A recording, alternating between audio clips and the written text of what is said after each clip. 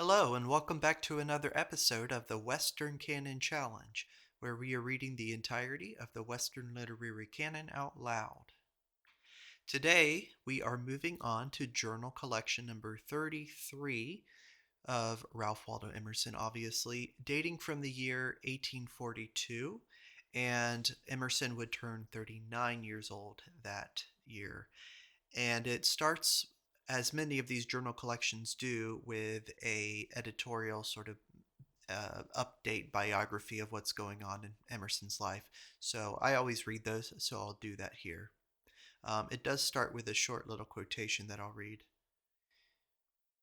Betrayed me to a book and wrapped me in a gown. Herbert. The year opened happily. A daughter, Edith, had come safely into the family. Little Ellen, the eldest, was thriving.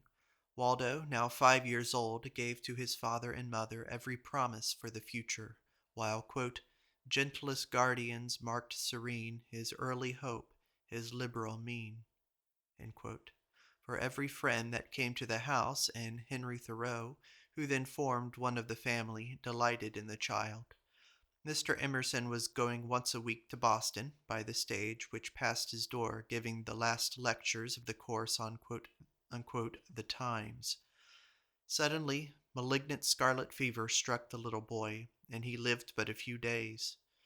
Bowed down by the blow, Mr. Emerson yet had to fulfill his engagements for lectures in Providence, and also for a short course in New York. These were a fortunate distraction for him, away from associations that met him at home at every turn, and he met at his lectures new and earnest young friends. His brother William, with his good and refined wife, Susan Haven of Portsmouth, received him into their home at Staten Island.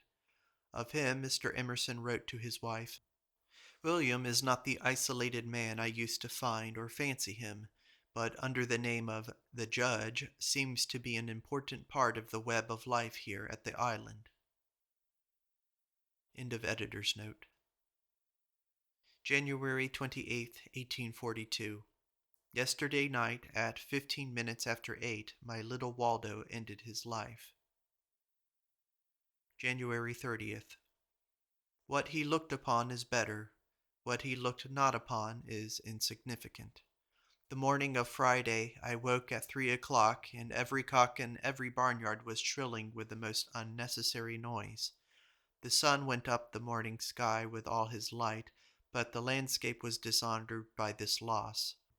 For this boy, in whose remembrance I have both slept and awakened so oft, decorated for me the morning star, the evening cloud, how much more all the particulars of daily economy. For he had touched with his lively curiosity every trivial fact and circumstance in the household, the hard coal and the soft coal which I put into my stove, the wood of which he brought his little quota for grandmother's fire, the hammer, the pincers, and file he got was so eager to use, the microscope, the magnet, the little globe, and every trinket and instrument in the study, the loads of gravel on the meadow, the nests in the hen-house, and many a little visit to the dog-house and to the barn. For everything he had his own name and way of thinking, his own pronunciation and manner, and every word came mended from that tongue. A boy of early wisdom, of a grave and even a majestic deportment, of a perfect gentleness.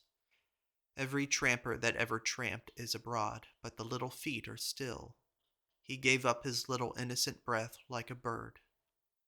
He dictated a letter to his cousin Willie on Monday night to thank him for the magic lantern which he had sent him, and said, I wish you would tell Cousin Willie that I have so many presents that I do not need that he should send me any more unless he wishes to very much. The boy had his full swing in this world. Never, I think, did a child enjoy more. He had been thoroughly respected by his parents and those around him, and not interfered with, and he had been the most fortunate in respect to the influences near him, for his Aunt Elizabeth had adopted him from his infancy, and treated him ever with that plain and wise love which belongs to her, and, as she boasted, had never given him sugar plums. So he was one to her, and always signalized her arrival as a visit to him, and left playmates, playthings, and all to go to her. Then Mary Russell had been his friend and teacher for 2 summers, with true love and wisdom.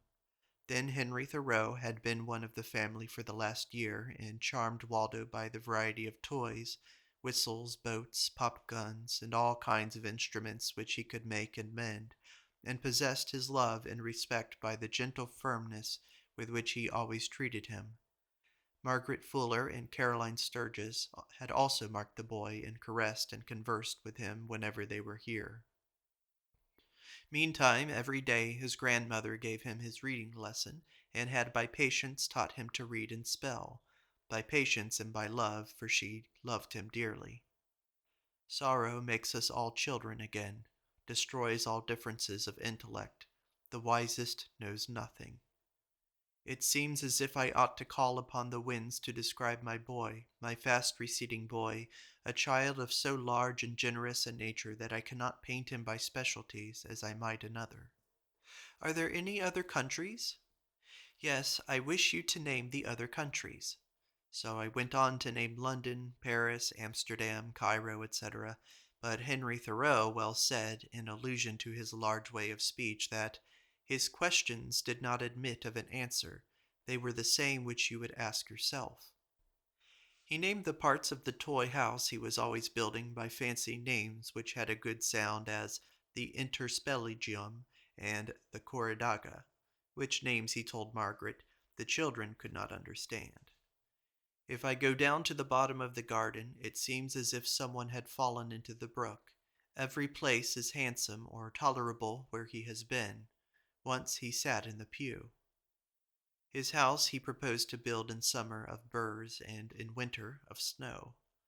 My music, he said, makes the thunder dance, for it thundered when he was blowing his willow whistle. Mamma, may I have this bell which I have been making to stand by the side of my bed? Yes, it may stand there. But, Mamma, I am afraid it will alarm you. It may sound in the middle of the night, and it will be heard over the whole town. It will be louder than 10,000 hawks. It will be heard across the water and in all the countries. It will be heard all over the world. It will sound like some great glass thing which falls down and breaks all to pieces. Masses. Is the attraction of cohesion the same as the attraction of gravity? Is the law of masses one with the law of particles? And there is certain momentum of mass which I recognize readily enough in literature. Chaucer affects me when I read many pages of Romaunt of Love or the Canterbury Tales by his mass as much as by the merit of single passages. So does Shakespeare eminently. He adds architecture to costliness of material and beauty of single chambers and chapels. So does Milton. Then, as I have remarked of Pythagoras, so I feel in reference to all great masters, that they are chiefly distinguished by the power of adding a second, a third, and perhaps a fourth step in a continuous line.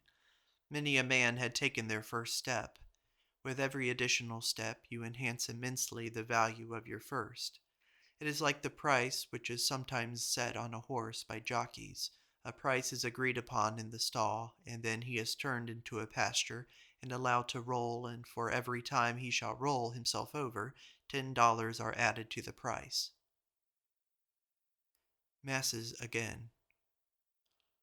If you go near to the White Mountains, you cannot see them.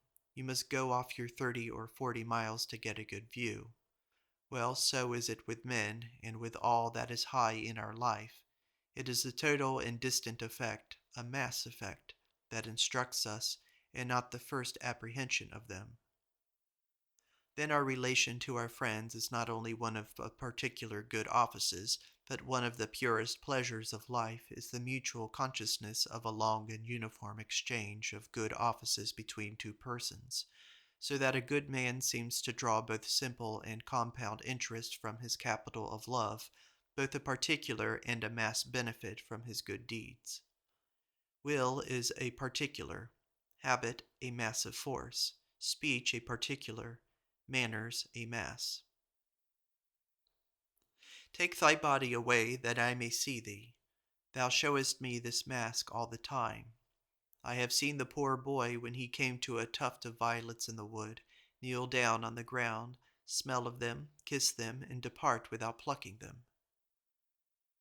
As if one needed eyes in order to see, look at yonder tree which the sun has drawn out of the ground by its continual love and striving towards him, and which now spreads 100 arms, 1,000 bows in gratitude, basking in his presence. Does that not see? It sees all over, with every leaf and every blossom. I am not a man to read books, but one receiving that which books are written to report, said the poet. My thoughts run about vainly, seeking to arrive at those distant persons. Then I see facts or objects which serve me as horses. Each of my thoughts seizes one of these, and being mounted, rides directly to men. When Osmond came to read a page of Proclus, he was impatient of reading, and wished to hear the horn sound from the farmhouse, that he might put in practice what he had learned of the elegance of dancing in a temperate life. But the horn delaying to sound, he bethought himself that his temperance should begin now, and he would establish tranquillity and order in his thoughts. Bores are good too. They may help you to a good indignation, if not to a sympathy, to a, quote, mania better than temperance, as Proclus would say. Long beard and short beard, who came thither the other day with intent, as it seemed, to make artesian wells of us, taught me something. Ben Jonson is rude, and Tennyson is fine, but Ben's beauty is worth more than Tennyson's. My life is optical, not practical. I go out to walk for exercise and not to answer a necessity. I speculate on virtue, not to burn with love. Is not this as if one should quiz Michael and Gabriel through an opera glass?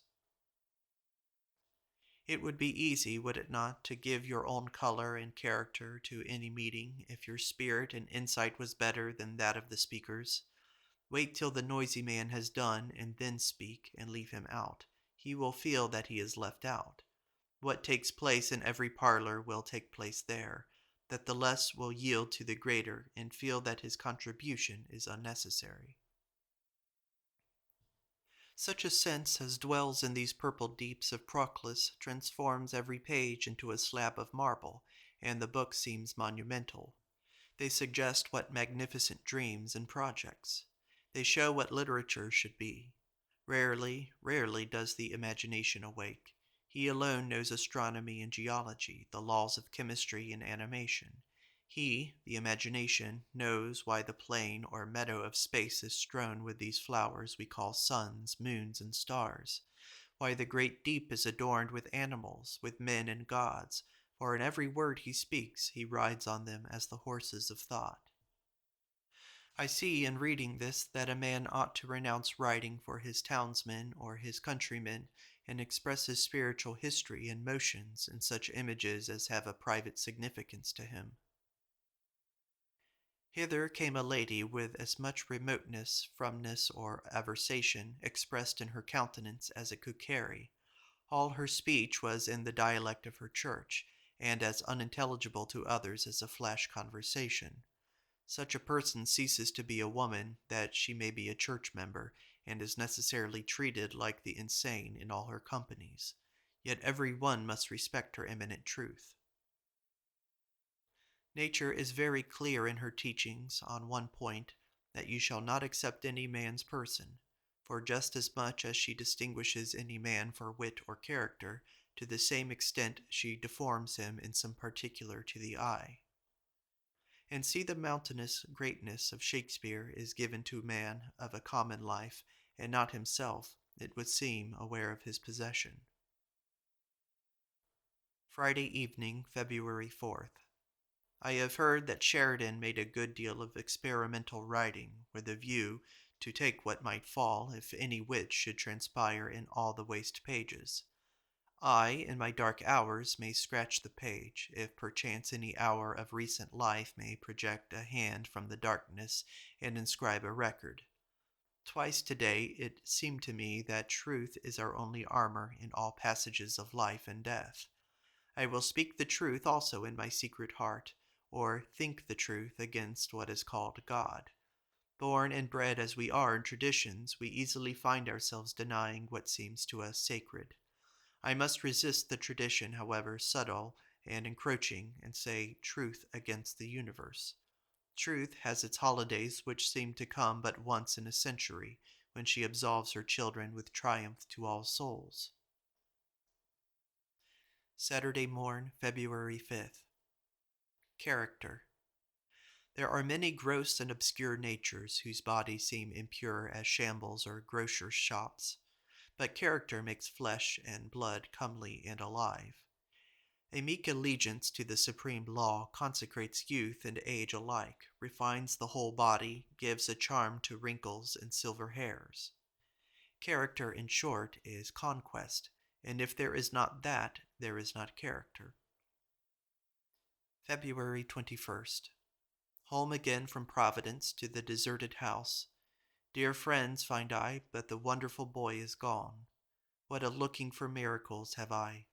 As his walking into the room where we are would not surprise Ellen, so it would seem to me the most natural of all things.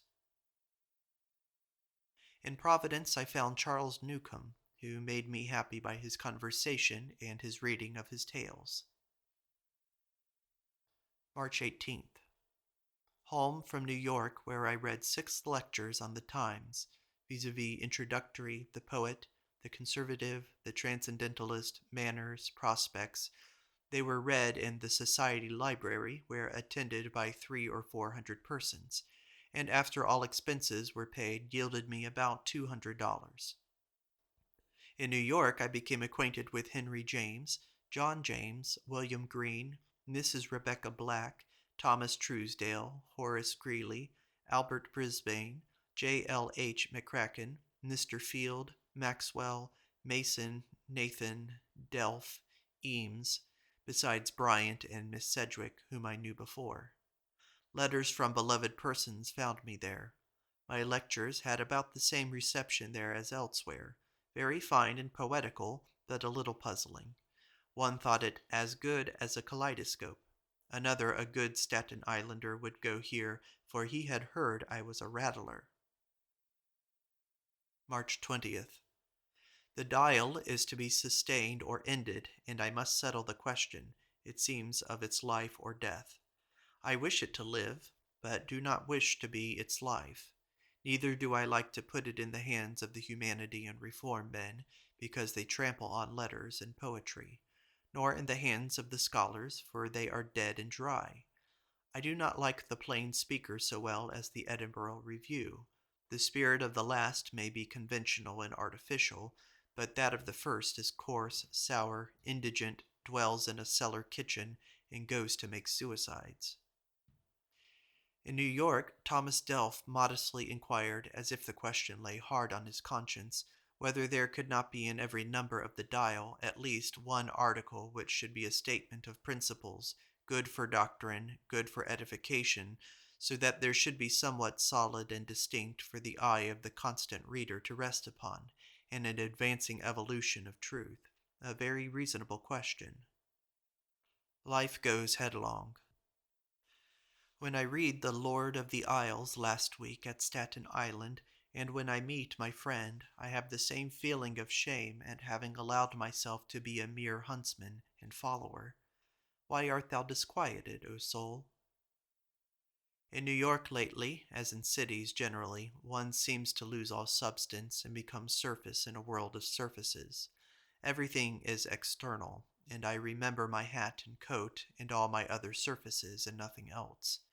If suddenly a reasonable question is addressed to me, what refreshment and relief! I visited twice and parted with the most polite lady without giving her reason to believe that she had met any other in me than a worshipper of surfaces like all Broadway. It stings me yet. What are brothers for? Said Charles G. Loring, when somebody praised a man who helped his brother. William Emerson is a faithful brother. The least differences in intellect are immeasurable. This beloved and now departed boy, this image in every part beautiful, how he expands in his dimensions, in his fond memory to the dimensions of nature. Ellen asks her grandmother whether God can't stay alone with the angels a little while and let Waldo come down. The chrysalis which he brought in with care and tenderness and gave to his mother to keep is still alive, and he, most beautiful of the children of men, is not here. I comprehended nothing of this fact but its bitterness. Explanation I have none, consolation none that rises out of the fact itself, only diversion, only oblivion of this, in pursuit of new objects. March 23rd. Today Nellie thinks the snow is on the ground and the trees so white as a tablecloth and so white as parched corn. The scholar is a man of no more account in the street than another man, as the sound of a flute is not louder than the noise of a saw. But as the tone of the flute is heard at a greater distance than any noise, so the fame of the scholar reaches farther than the credit of the banker. Osric was always great in the present time. Tecumseh, a poem. A well-read clerical person with a skillful ear and with Scott and Campbell in full possession of his memory has written this poem in the feeling that the delight he has experienced from Scott's effective list of names might be reproduced in America from the enumeration of sweet or sonorous Indian names. The costume, as is usual in all such essays, crowds the man out of nature. The most Indian thing about the Indian is surely not his moccasins or his calumet, his wampum or his stone hatchet, but traits of character and sagacity, skill or passion which would be intelligible to all men, and which Scipio or Sidney or Colonel Worth or Lord Clive would be as likely to exhibit as Osceola and Black Hawk.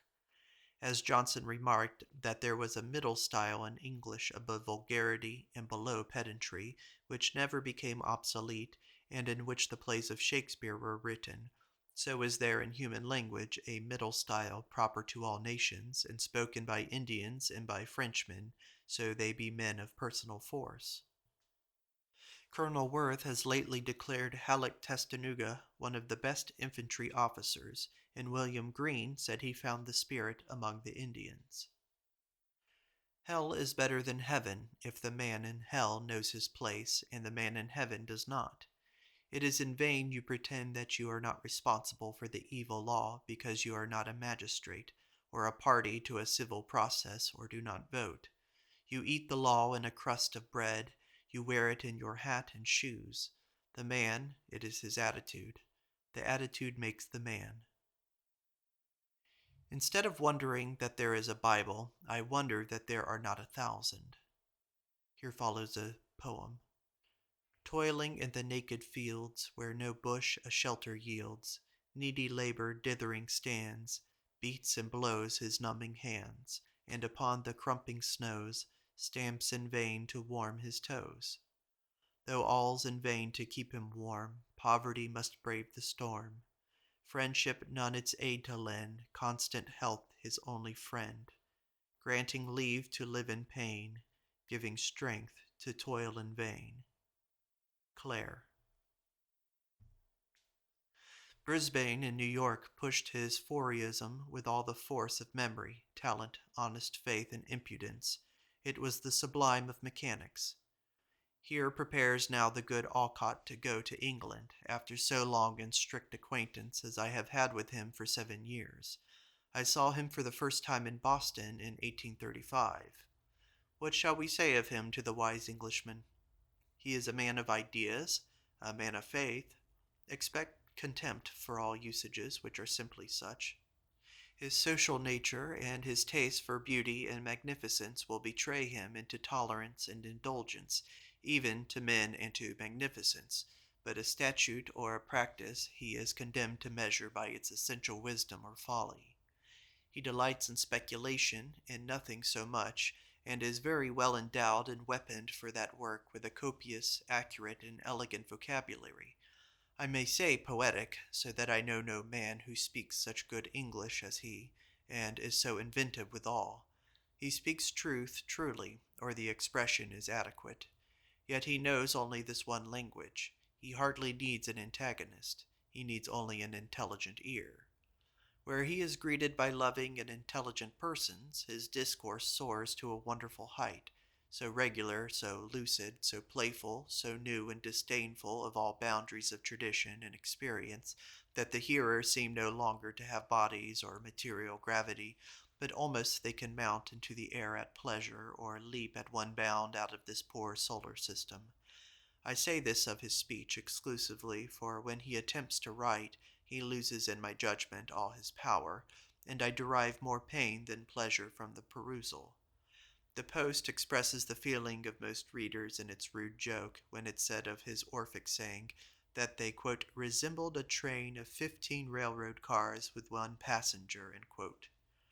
He has, moreover, the greatest possession, both of mind and of temper, in his discourse, so that the mastery and moderation and foresight and felicity with which he unfolds his thought are not to be surpassed. This is of importance to such a broacher of novelties as he is, and to one baited, as he is very apt to be, by the sticklers for old books or old institutions. He takes such delight in the exercise of his faculty that he will willingly talk the whole of a day, and most part of the night, and then again tomorrow for days successively, and if I, who am impatient of much speaking, draw him out to walk in the woods or fields, he will stop at the first fence, and very soon propose either to sit down or to return. He seems to think society exists for this function, and that all literature is good or bad as it approaches colloquy, which is its perfection.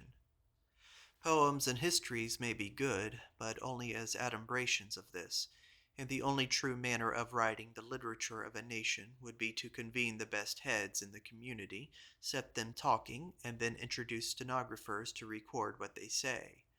He so swiftly and naturally plants himself on the moral sentiment in any conversation that no man will ever get any advantage of him unless he be a saint, as Jones Very was. Everyone else Alcott will put in the wrong.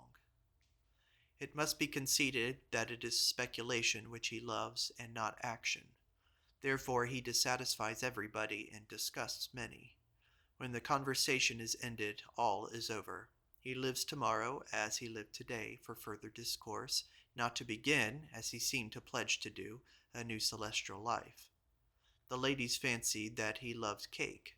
Very likely most people do. Yet in the last 2 years he has changed his way of living, which was perhaps a little easy and self-indulgent for such as Zeno, so far as to become ascetically temperate.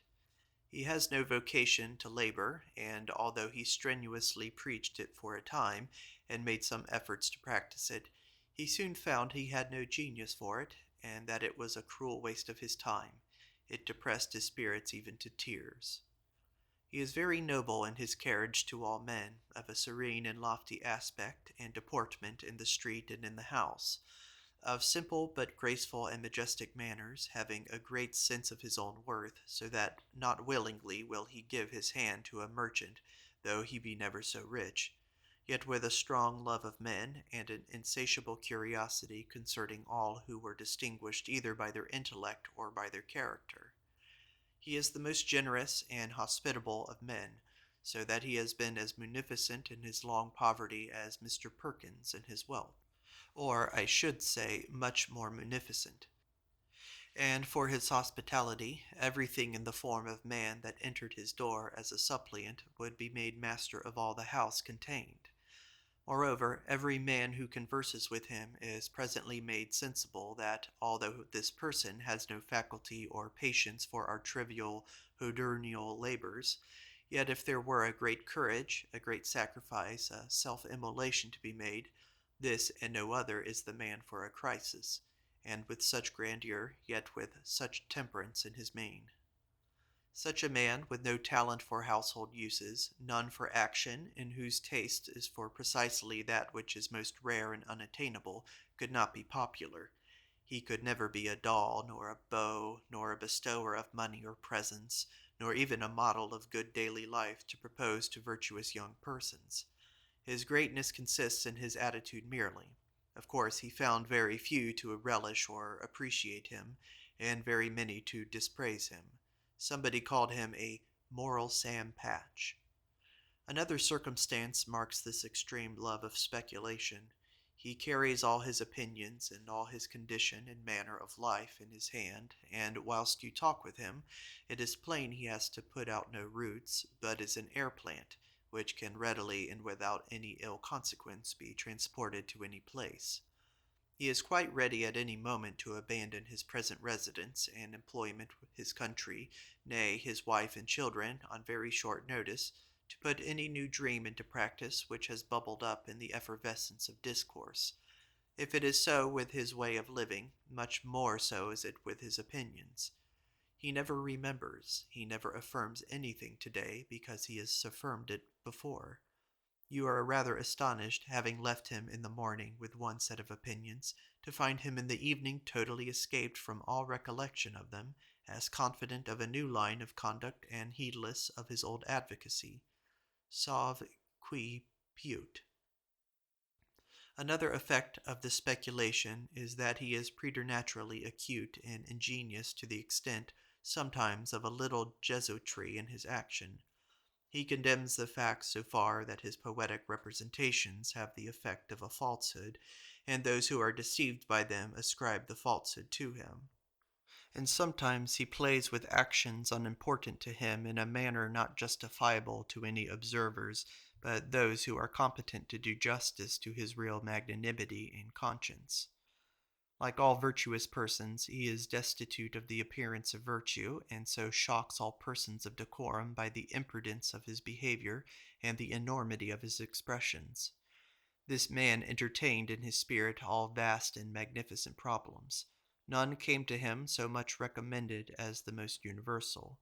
He delighted in the fables of Prometheus, in all the dim, gigantic pictures of the most ancient mythology, in the Indian and Egyptian traditions, in the history of magic, of palmistry, of temperaments, of astrology, of whatever showed in any impatience of custom and limits, any impulse to dare the solution of the total problem of man's nature, finding in every such experiment an implied pledge and prophecy of worlds of science and power yet unknown to us. He seems often to realize the pictures of the old alchemists, for he stood brooding on the edge of discovery of the absolute from month to month, ever and anon affirming that it was within his reach and nowise discomfited by uniform shortcomings. The other tendency of his mind was to realize a reform in the life of man. This was the steadily returning, the monotonous topic of years of conversation. This drew him to a constant intercourse with the projectors and saints of all shades who preached or practiced any part or particle of reform, and to a continual coldness, quarrel, and non-intercourse with the scholars and men of refinement who are usually found in the ranks of conservatism. Very soon the reformers whom he had joined would disappoint him. They were pitiful persons, and in their coarseness and ignorance he began to pine again for literary society. In these oscillations from the scholars to the reformers and back again he spent his days. His vice, an intellectual vice, grew out of this constitution, and was that to which almost all spiritualists have been liable, a certain brooding on the private thought which produces monotony in the conversation and egotism in the character. Steadily subjective himself, the variety of facts which seem necessary to the health of most minds yielded him no variety of meaning, and he quickly quitted the play on objects to come to the subject, which was always the same, vis-a-vis Alcott in reference to the world of today. From a stray leaf I copy this. Alcott sees the law of man truer and farther than anyone ever did. Unhappily, his conversation never loses sight of his own personality. He never quotes, he never refers, his only illustration is his own biography.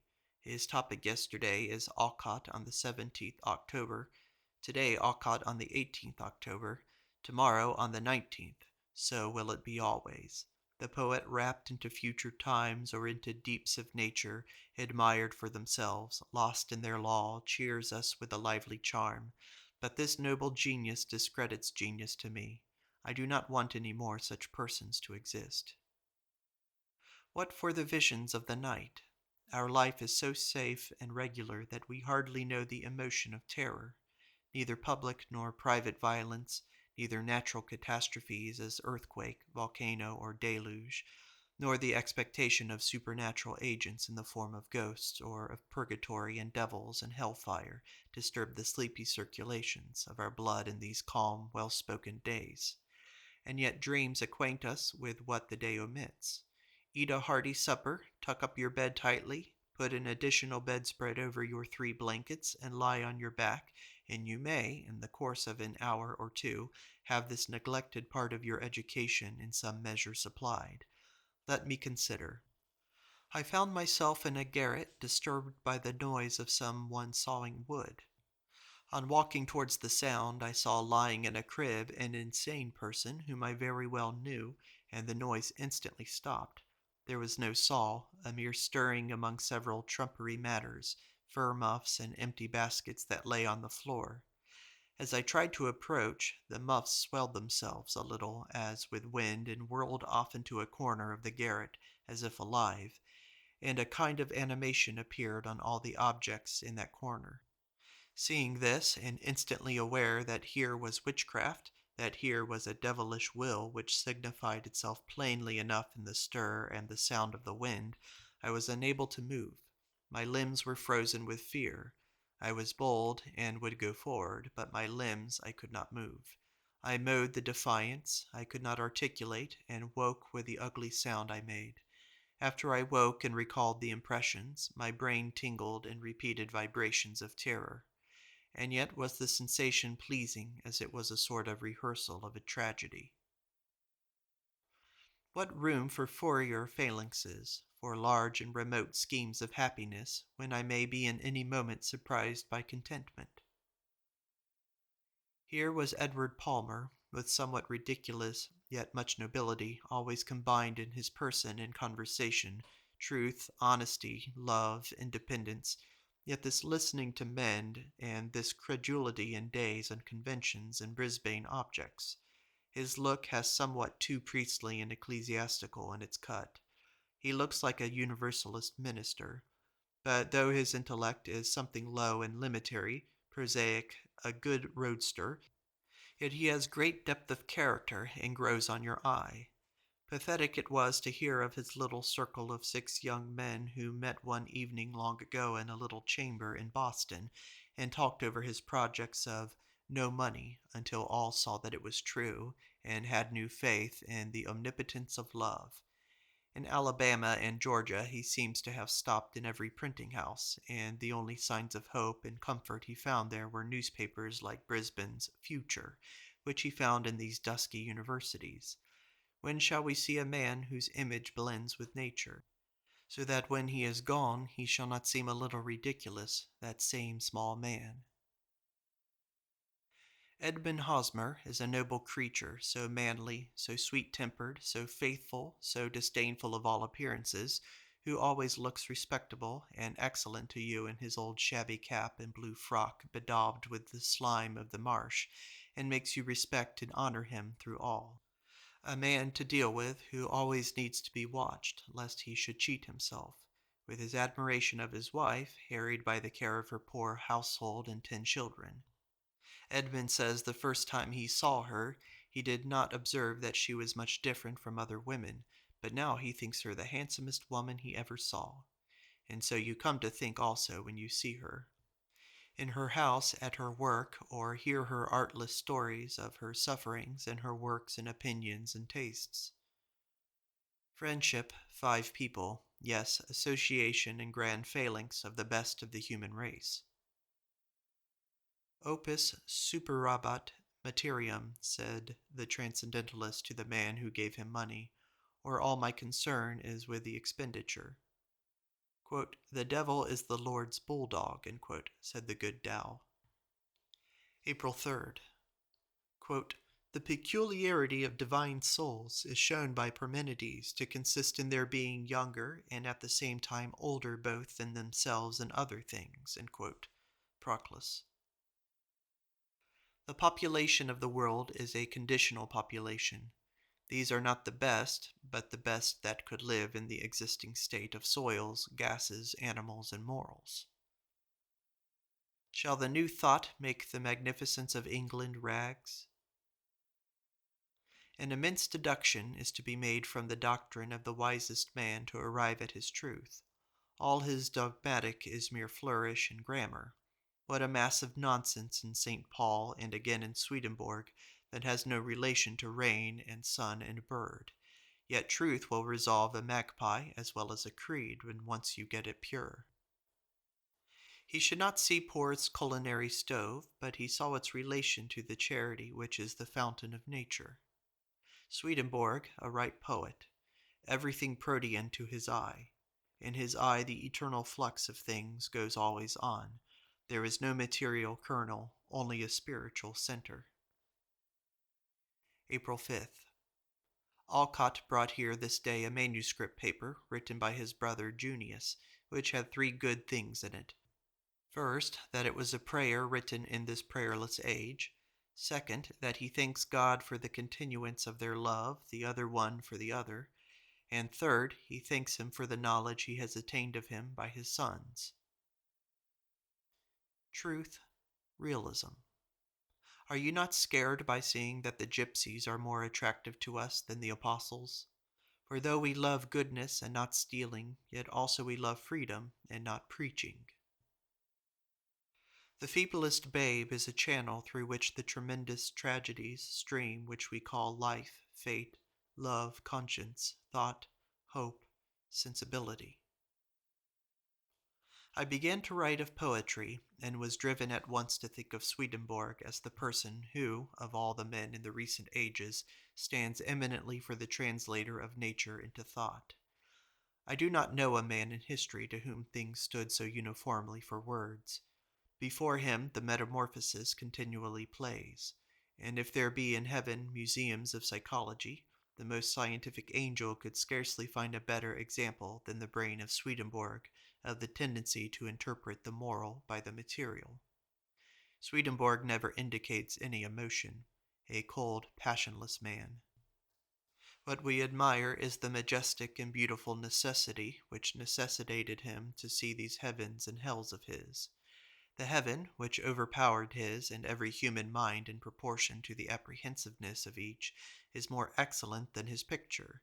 The hell, which is its negation, is more formidable than he had skill to draw.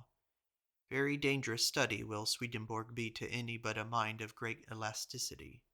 Like Napoleon as a military leader, a master of such extraordinary extent of nature, and not to be acted on by any other, that he must needs be a god to the young enthusiastic. This is the end of part 1 of Emerson's journal collection number 33, dating from the year 1842, when the author was 39 years old. Thank you for listening.